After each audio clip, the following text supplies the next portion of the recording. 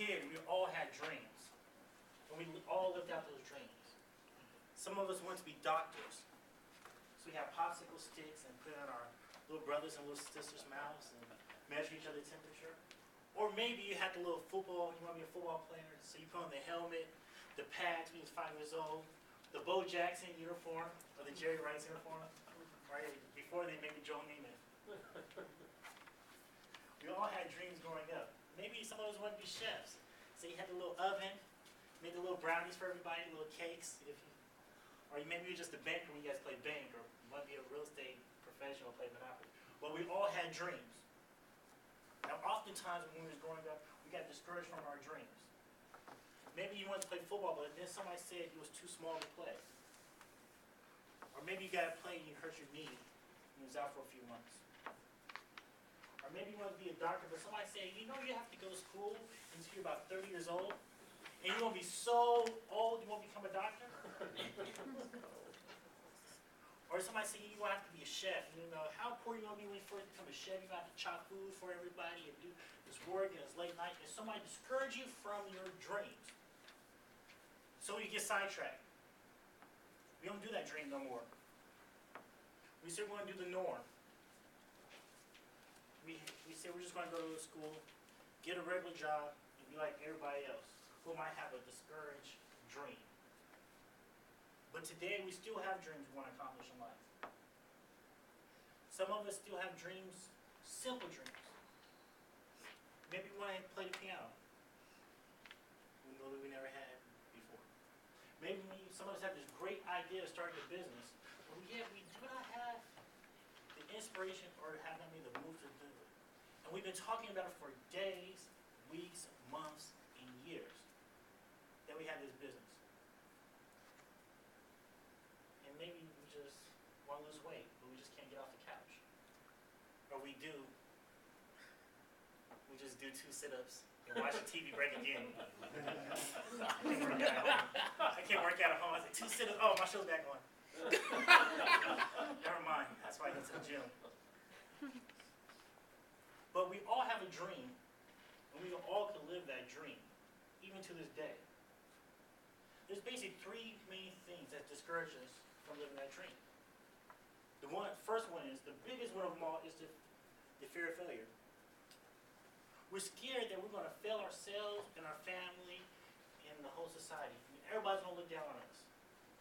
We have the fear of, if we have a business, it might have its doors closed if we open up that restaurant. We have that fear is that we're going to play the piano, we're going to play it in front of people, and people are going to laugh because we hit the wrong note.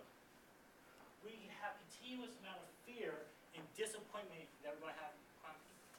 But what really is the fear? What really is the fear of? If say you do open up a business and the doors close, you learn a whole lot of great things. One thing you learn, how to open up a business, how to develop a business plan, probably how to do books for accounting. You learn so many great things about your business. And what about the great things that do happen if you have a business? Maybe you have that restaurant you always dream about. Everybody talks about it. It's in the Ultimate Chronicle.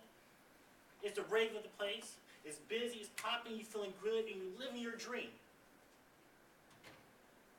That's the first thing. The second thing is just being lazy. We say we're going to do things and we just be too lazy. Like, man, it just seems like a whole lot of work. But any dream takes a little bit of work. But if we keep being lazy, we're going to be 95 years old and say, I wish I could have done this. Or I wish I could have done that. But if we just get out there and just do it, and don't be lazy with our dream, we can accomplish so much more. Maybe instead of just doing 2 sit-ups, instead of continuing to do 2 sit-ups, or not being so lazy, we start going to the gym. Start working out, you're feeling great, you lost a few pounds. People say, hey, you're looking great. And then you look at yourself in the mirror like, I am looking great. And these pants are switching from a 44 down to a 40. I'm looking good, looking good. Go to Miami, wear these Speedos. We can accomplish so much more just by uplifting and not being lazy, just by taking those first steps. And And the third thing is always waiting for the worst case scenario. We think, hey, if we fail, we're going to be on the streets and be a bum if our business fails. But who cares? You try it. Worst case scenario, you have a business and you become a bum and you fail is this. You go, you collect $20 a month, right? You get a membership to the gym where you can take a fresh shower every day at Goals, 24 hours fitness, so on and so forth. You collect the Costco membership card and hey, you go to Costco every day. Eat the free samples. Collect $1.50, get you a hot dog and a Polish dog and a hot dog with a soda. Is that really a bad lifestyle? Free sample. And it can't tell you can't have more than one. You can have as many as you like at Costco. So what really is it? We shouldn't have a fear. We should live our dreams now. We all have dreams. So I tell everybody, grab your pen. Write down the one thing you want to do right now. Write it down. Maybe it's learn how to play piano. Maybe it's learn how to speak Le Français or another language. Write down that dream. Second thing is just taking the first initial step. Maybe that step is go to a gym if you want to lose some weight or get weight or in shape. And just walk in there and see if you like the gym. If it's a comfortable place for you to work out. If you want to start a business, maybe just to call your small business development center in the city you live in and ask them what's the steps to start a business in that city. If it is to learn piano, maybe call around for a piano teacher who you have great chemistry with and start setting up meetings to see if that's the person. Or maybe it's just to go to your junior college and learn a different language and sign up for the next Spanish course or that French course. What it be? Write that down. What is that first step they need to take? Third step, tell the person to the right of you what is that goal and what you're about to do. And do that goal within the next week. Your name? Andre. Hey, Andre, I want to learn how to speak Spanish. I want to go to Laney tomorrow and sign up for the class.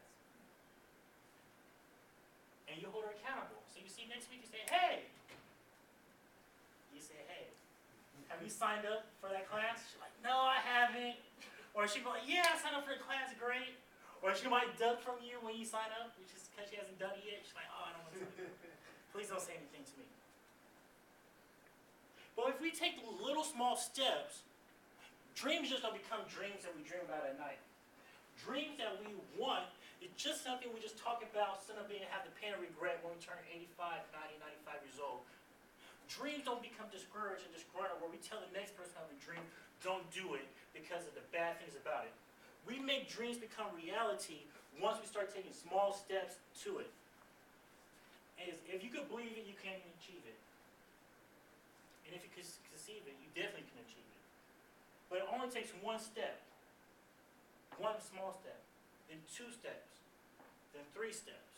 Then we start walking faster with that dream and running with that dream. And pretty soon that dream becomes reality. And our dream is our life. Thank you so much.